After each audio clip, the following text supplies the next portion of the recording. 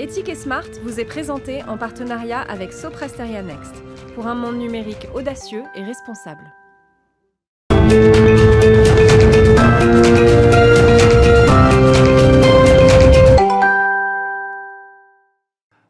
Bonjour à toutes et à tous, heureux de vous retrouver pour un nouveau numéro d'Ethic et Smart, l'émission de l'éthique numérique, de la responsabilité des entreprises et de la transformation digitale. Notre thème aujourd'hui, c'est l'éthique dans la relation bancaire, avec plusieurs questions abordées, notamment autour de la finance verte, de l'inclusion bancaire et puis de la protection des données personnelles. Pour commencer, on pose tout de suite les enjeux de l'émission. C'est parti, Ethic et Smart.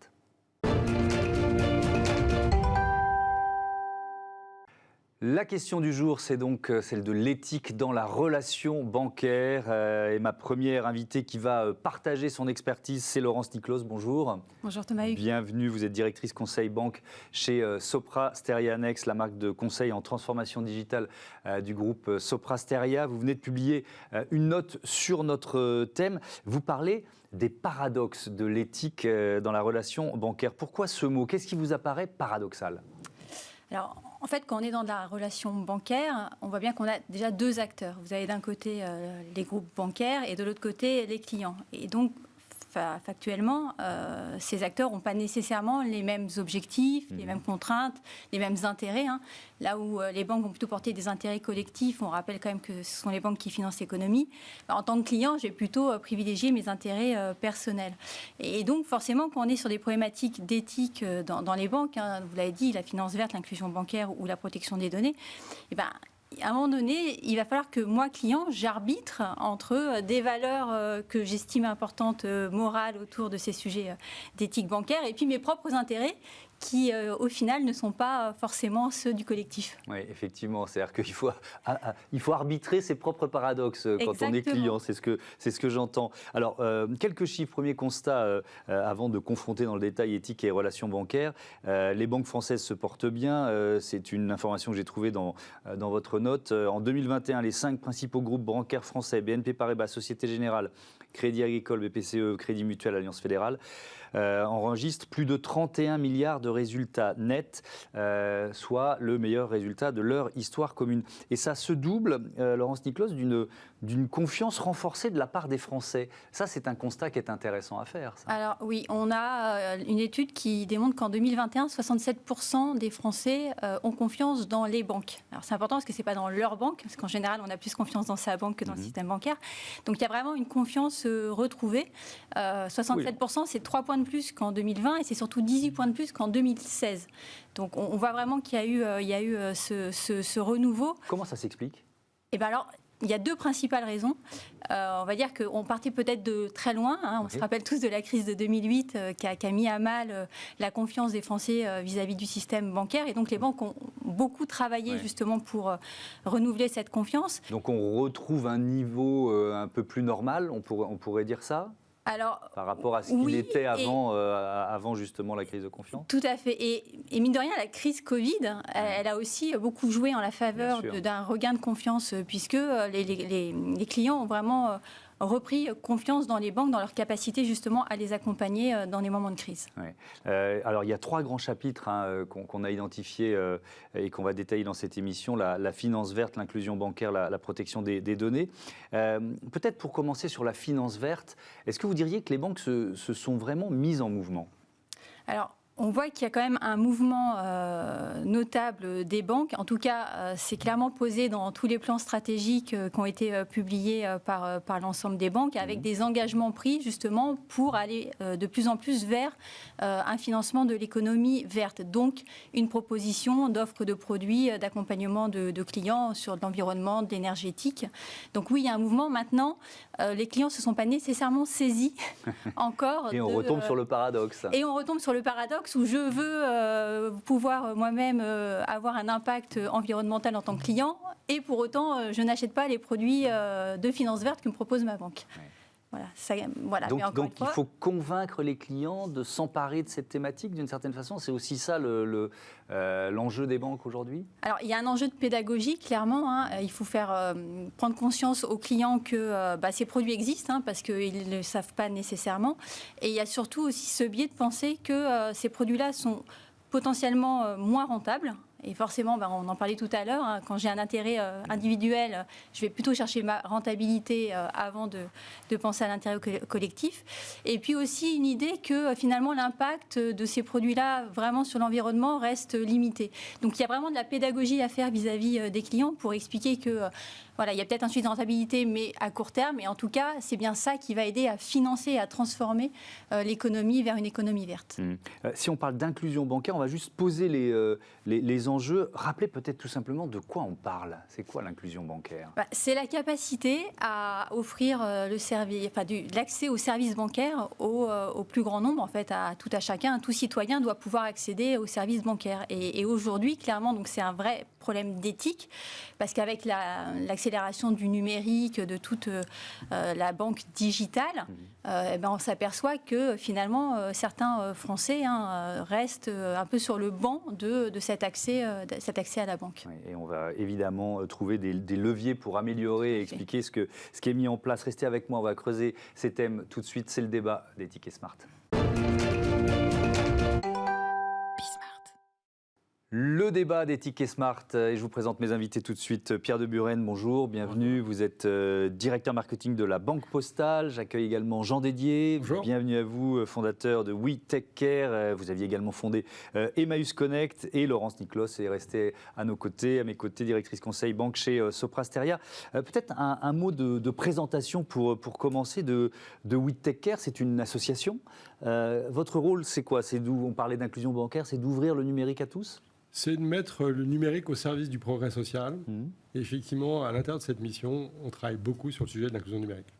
Et ça prend quelle forme ? C'est très concret, vous accompagnez les entreprises, vous accompagnez des organisations ? Alors, notre mission principale aujourd'hui, c'est d'armer les gens qui s'engagent dans l'accompagnement numérique, donc les aidants, et de leur donner tous les outils pédagogiques pour qu'ils puissent faire de l'accompagnement efficace, et puis ensuite d'organiser un dialogue autour d'eux, partager des bonnes pratiques, puis continuer dans le cadre, on va dire, d'un programme d'émission en ligne, en quelque sorte, qui a lieu tous les jours, en fonction de leur sujet d'intérêt, en regard de leur disponibilité, ils peuvent s'inscrire et développer leurs capacités. Pierre de Buren, quand on parle d'éthique dans la relation bancaire, c'est notre thème aujourd'hui, ça prend quelle forme chez la Banque Postale ? Alors c'est très vaste cette question, parce qu'il y en a plein des initiatives, mais peut-être dans la philosophie, ça prend quelle forme chez vous ? Dans la philosophie de la Banque Postale, c'est une banque jeune. Elle a 16 ans et c'est la seule des grandes banques qui soit née dans ce 21e siècle qui est quand même de conviction. Et la Banque Postale, elle s'est créée sur des valeurs de proximité, d'ancrage territorial et social très forts qui sont les valeurs du groupe La Poste. C'est la banque citoyenne, en tout cas c'est sa signature. Et ça porte très très fort les convictions au quotidien de l'ensemble des collaborateurs. Et donc, ça suppose, quand on parle d'éthique, on évoquait la confiance, le fait que les banques avaient retrouvé la confiance. Ces notions-là, elles sont subtiles, elles sont presque fragiles. Vous voyez ce que je veux dire ? Quand on parle d'une confiance retrouvée, elle est volatile, cette confiance, on peut la perdre rapidement. Donc quand on s'engage sur l'éthique, c'est à la fois un levier d'acquisition et peut-être un levier de fragilité. Vous voyez comment vous appréhendez cette difficulté ? Alors, je pense que la confiance, elle se mérite au quotidien et elle doit se révéler par l'ensemble des personnes qui composent la banque. La Banque Postale est une banque très humaine, et donc nous avons ce besoin de faire porter l'éthique à chacun. Après, c'est avant tout une affaire de conviction. Et la Banque Postale est devenue une entreprise à mission en février dernier. Donc elle a inscrit dans ses statuts son engagement dans une transition durable qui se traduit par exemple par le fait que nous avons une trajectoire de décarbonation qui a été certifiée par le SBTi, que nous avons pris l'engagement de sortir des énergies fossiles à horizon 2030. Et ceci est inscrit dans nos statuts. Nous devons suivre des indicateurs régulièrement pour assurer que l'organisation en tant que telle soit bien fidèle à ces valeurs qui sont inscrites dans ces statuts. C'est le garant de cette confiance. Alors, on va ouvrir un premier chapitre dans ce débat sur l'inclusion bancaire et rentrer dans le détail. Peut-être un constat. C'est quoi la situation aujourd'hui, Jean Dédier ? je ne sais pas si vous avez les chiffres, mais combien de Français qui sont ou qui se sentent touchés par la fracture numérique, notamment dans leur relation avec les banques? Alors, il y a un chiffre très connu de 13 millions de Français en difficulté dans leurs usages numériques au quotidien. Ouais. Ce qu'on peut dire autrement, d'une autre façon, c'est que presque tous les Français sont confrontés à des adaptations au quotidien pour rester au bon niveau d'usage numérique. Mmh. Voilà, il y a un tiers des Français qui ont des difficultés plus sévères, on va dire, pour pouvoir réaliser des interactions en ligne, voilà, avec leurs impôts, un pôle emploi, faire leurs achats en ligne, etc. Et puis, vous avez 5 à 7 millions de Français qui, eux, sont en situation d'électronisme, c'est-à-dire auquel il manque des compétences numériques de base, voilà, et parfois de la connexion, de l'équipement, et même parfois être dans des zones mal connectées, et qui, eux, sont à l'arrêt sur le sujet numérique. Ouais. Laurence Niclos, on va parler de l'importance des conseillers bancaires, parce que vous l'avez évoqué tout à l'heure. La numérisation, c'est génial, c'est un outil fabuleux, mais on se sent parfois un peu seul devant son ordinateur dans sa relation avec la banque. Donc, comment les conseillers doivent jouer leur rôle? Alors, moi, je suis très attachée en effet au rôle du conseiller, et beaucoup de banques mettent le conseil humain en avant. Le conseiller, clairement, il est là pour apporter de la réassurance, enfin du conseil, c'est forcément de par son nom, oui. Et vraiment apporter de la réassurance. Ce que disait Jean Dédier, justement, c'est la difficulté quand on est face à son écran de prendre la décision, de se dire que c'est vraiment la bonne décision. Et finalement, là où un certain nombre de banques ne proposent pas de conseiller, finalement, on est quand même content d'avoir un conseiller en face de soi pour être sûr d'avoir le bon conseil et finalement, quelque part, faire porter de nouveau la décision à une tierce personne et pas que à soi-même. Donc vraiment, les conseillers ont toute leur valeur dans cette relation bancaire, dans notre sujet d'éthique de relations bancaires. Et clairement, aujourd'hui, les grandes banques de réseau se saisissent vraiment de cette valeur, puisque beaucoup de banques affichent clairement l'humain au centre de la relation. Vous accompagnez la Banque Postale sur ces enjeux d'inclusion bancaire, c'est ça, depuis combien de temps? Depuis 4 ans, on va dire. Ouais. Mais oui, la Banque Postale est clairement en avance. Alors c'est vrai qu'elle a une clientèle, mais c'est tout à son honneur. Enfin, elle a un objet social. C'est la banque qui ouvre des comptes à tous les publics fragiles et du coup qui est confrontée le plus, on va dire, à ces enjeux d'inclusion numérique, même si toutes les banques ont par ailleurs beaucoup de seniors très en difficulté sur le numérique. Ne pas oublier, dans les gens de plus de 75 ans, voilà, il y a peu d'équipements, peu d'usages. Dans le fond, c'est un sujet qui touche toutes les banques, mais c'est vrai que la Banque Postale fait un travail remarquable, voilà, a des liens privilégiés avec les acteurs sociaux, qui, par-delà ce qui peut se faire en agence, voilà, c'est aussi orienter ses clients vers des lieux où il y a plus de temps, pour faire un accompagnement à des bons usages numériques bancaires. Et puis, par-delà les usages numériques bancaires, on va dire, pour accéder à ces services, il y a aussi le caractère très positif du numérique. Et il y a des services qui facilitent la gestion budgétaire. Voilà, au quotidien, il y a typiquement la Banque Postale envoie des alertes quand il y a des risques de dépassement de capacité, de dépassement de capacité. Et évidemment, tout ça, ce sont des outils qu'on peut mettre à disposition des acteurs sociaux qui font au quotidien l'accompagnement budgétaire. Pierre de Buren, ça a supposé une formation des conseillers, c'est-à-dire plus la numérisation prend de l'importance, plus il faut former les conseillers à accompagner les clients? Oui, il faut les former, c'est absolument indispensable, parce que c'est ce que disait Laurence, si jamais il n'y a pas l'accompagnement humain des clientèles qui sont distanciées du numérique et qui souvent vont se retrouver distanciées également de la chose bancaire, nous ne sommes plus dans la révélation de notre mission et dans cette preuve. La Banque Postale travaille autour de la notion de transition juste. C'est-à-dire comment est-ce que la transformation du monde avec la révolution énergétique et durable ne doit pas laisser des gens à côté du chemin. Il y a des réponses pour lesquelles nous avons nous-mêmes, des questions pour lesquelles nous avons nous-mêmes les réponses. Par exemple, nous avons lancé un prêt Avance Rénovation qui permet de résoudre les impasses de financement sur les rénovations énergétiques des logements. Et il y a beaucoup de réponses pour lesquelles questions pour lesquelles nous avons besoin fondamentalement des tissus associatifs dont la densité et l'expertise permet de porter l'inclusion de ces clients au-delà de la chose simplement bancaire. Les conseillers, c'est une réponse, mais ça ne peut pas être la seule réponse pour l'ensemble des populations. Et c'est pour ça que nous nous appuyons beaucoup sur des réseaux comme celui de Whitaker. Autre chapitre, la question de la protection des données personnelles. Laurence Nicklaus, la difficulté, c'est de concilier innovation et respect du RGPD, Règlement général de la protection des données. Est-ce que vous diriez que les banques françaises font plutôt mieux que des concurrents plus jeunes, les fintech, ou alors des concurrents plus gros, les GAFA ?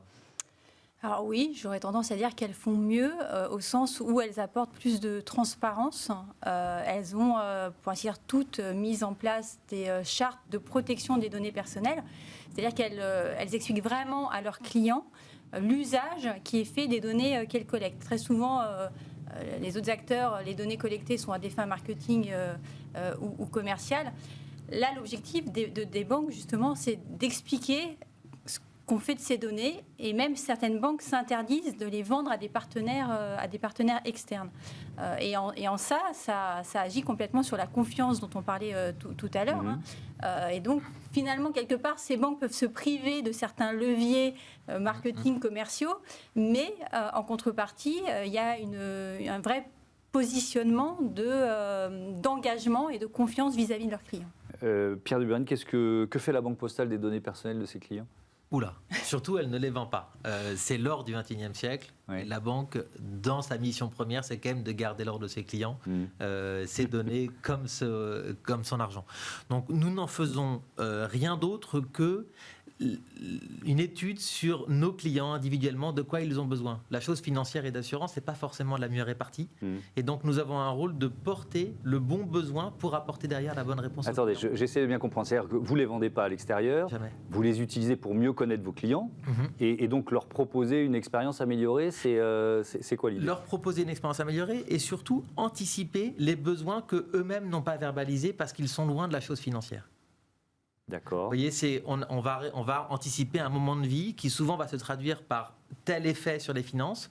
Et donc, nous sommes là, a priori, en amont, pour accompagner le client dans l'expression de son besoin et pouvoir au mieux y répondre. Jean Dédier, est-ce que quand on est en électronisme, c'est le terme que vous employez, est-ce que ça nous passe complètement au-dessus de la tête, cette question de protection des données, ou alors est-ce que finalement tout le monde peut s'en emparer et commence à s'en emparer ? Non, mais c'est un sujet absolument prioritaire. Parmi les freins dans l'engagement sur les usages numériques, il y a les arnaques, la peur des arnaques. Oui. Et donc, sa sécurité est un des premiers leviers sur lequel il faut faire travailler les personnes pour qu'ils gagnent en confiance. Donc, on a évidemment des contenus pédagogiques sur comment gérer la sécurité de ces données. C'est parmi les contenus les plus utilisés sur notre plateforme Les Bons. C'est ce qui est le plus regardé, quoi. Quasi, ça fait vraiment partie des sujets absolument prioritaires. Et c'est vrai, quelles que soient les tranches d'âge. Voilà. Alors évidemment, on ne peut pas parler des seniors qui sont, on peut pas ne pas parler des seniors qui sont victimes d'un quasi-harcèlement d'arnaque et qui évidemment fait un frein de plus dans le développement de leurs usages numériques. Non, le sujet de la sécurité des données est un enjeu prioritaire de sensibilisation de tous et de frein à lever, évidemment, pour les publics qui démarrent et qui sont sur les premiers usages. Alors, il y a un autre enjeu qui est majeur et qui est majeur dans cette thématique de l'éthique dans la relation bancaire, c'est l'enjeu du financement de la transition écologique. On va plus loin dans ce numéro d'Ethic et Smart. Ethic et Smart consacré à l'éthique dans la relation bancaire. On va plus loin dans ce dernier chapitre, on se projette dans l'avenir, toujours avec Laurence Nicklaus qui est directrice conseil banque chez Sopra Steria, Jean Dédier, fondateur de Whitaker et d'Emmaüs Connect, et Pierre de Buren, directeur marketing de la Banque Postale. La finance verte, voilà ce dont on va parler maintenant dans ce dernier chapitre, l'accompagnement par les banques de la transition environnementale et sociétale de notre économie. Il faut commencer, Laurence, par exposer un autre des paradoxes dont vous parlez, notamment révélé par une enquête de l'IFOP en partenariat avec le Forum pour l'investissement responsable, sondage réalisé septembre 2021. Est-ce que vous pouvez nous rappeler ce paradoxe, si vous l'avez en tête? Tout à fait. Ce baromètre révèle que 6 Français sur 10 se disent concernés par l'impact RSE, responsabilité sociétale environnementale, dans le choix de leur placement. Donc c'est pas rien, 6 sur 10. Oui. Et quand on regarde combien ont réellement investi dans des fameux fonds socialement responsables, on a 6% seulement des Français qui ont investi dans ces fonds. Donc encore une fois, paradoxe, c'est-à-dire que je suis conscient qu'il faudrait que j'aille vers du financement vert, mais d'un autre côté, je ne le fais pas. Comment vous l'expliquez? Est-ce qu'ils sont méconnus peut-être, pas suffisamment mis en avant? Moi j'ai l'impression que là, depuis quelques mois, pour pas dire un peu plus, les banques mettent surtout ça en avant, donc comment vous l'expliquez? Alors il y a quand même de la méconnaissance.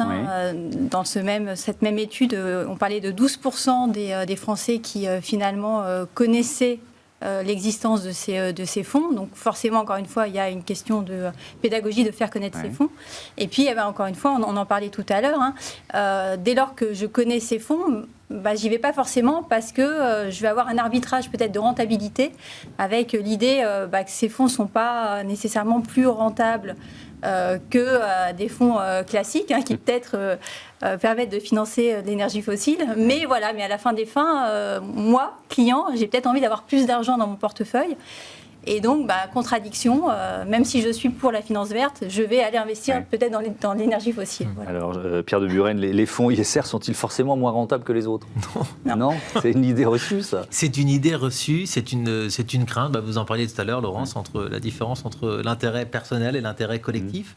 La réalité, c'est que la gestion de conviction, et nous, on connaît bien parce qu'on est passé 100% ISR en 2020, la gestion de conviction, elle va chercher du long terme, de la construction sur le long terme. Les épargnants français ont une habitude de placement très long. Et donc, la performance qui s'entend dans la durée n'est pas moins bonne, ou en tout cas nécessairement meilleure, ni nécessairement moins bonne que d'autres gestions classiques. Et d'ailleurs, nos fonds ISR ont plutôt mieux résisté pendant les soubresauts de marché violents de 2020 que les fonds qui ne l'étaient pas. Jean Dédier, ça m'intéresse parce que quand on parle... Moi, je fais une autre émission qui s'appelle Smart Impact, où on est vraiment au cœur de ces enjeux de transition écologique. Et je vous avoue que c'est parfois difficile de s'y retrouver dans ce que sont les fonds ISR, c'est quoi la finance verte, la finance responsable. Est-ce que là aussi, on rejoint finalement vos thématiques de la technicité de ce qu'est la banque et de l'isolement ou du côté un peu perdu de certains clients face à cette technicité? Oui, le métier de la banque repose sur une technicité forte et un certain nombre de transactions simples, ne serait-ce qu'un prêt, nécessite un dialogue, de la compétence. Voilà, c'est quoi les taux, c'est quoi l'historique des taux, c'est quoi les conversions, etc. Et tout à chacun n'a pas cette formation d'économiste ou n'est pas branché sur cette actualité-là. Voilà, le fait d'avoir un conseiller, évidemment, on y revient, est une énorme sécurité. Voilà, et constitue par-delà ça, en plus, une habitude de dialogue. Voilà, c'est une modalité de dialogue. Voilà.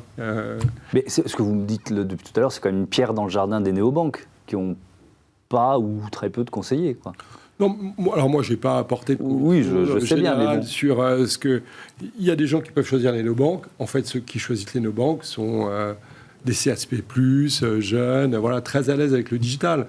Voilà, si demain, il fallait contraindre l'ensemble des Français à aller sur néobanque, je pense que ça se passerait très mal. Oui, effectivement, ce serait beaucoup plus compliqué. Est-ce qu'il y a, Laurence Niclot, je reste sur cette même thématique, des initiatives d'évaluation ou de labellisation des fonds ISR, c'est-à-dire savoir où on se retrouve, si un fonds est plus vert que l'autre? Tout à fait. Alors déjà...